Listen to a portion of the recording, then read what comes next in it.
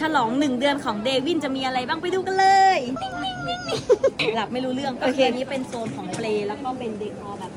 น่ารักแล้วก็มีเนี่ยวันมันมีเดคอร์อะไรตกแต่งเดวินเค้ก3 ก้อนแล้วก็มีของขวัญสำหรับลูกค้านะคะตอนนี้บ้านดิฉันมีเด็ก2 generation ค่ะนี่ generation โตนะลูกค้าเข้าได้เขากำลังวัยแบบโยวัสแบนนี่ก็คือนิวบอลหลับตลอดเวลาไม่รู้เรื่องถ้ามีงานคู่บอกได้เลยนะและนี่ก็คือพี่เลี้ยงของเดวินค่ะซึ่งเป็นคนแรกที่บอกแฮปปี้เบิร์ธเดย์คือบอกตั้งแต่ตี 3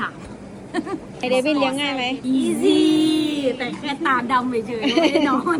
เกิดคนมาเยอะมากตื่นมาดูสิคะ ใช่ อันนี้ถุงเท้าด้วยนี่ ถุงมือแล้วถุงเท้าเดวินตื่นได้แล้ว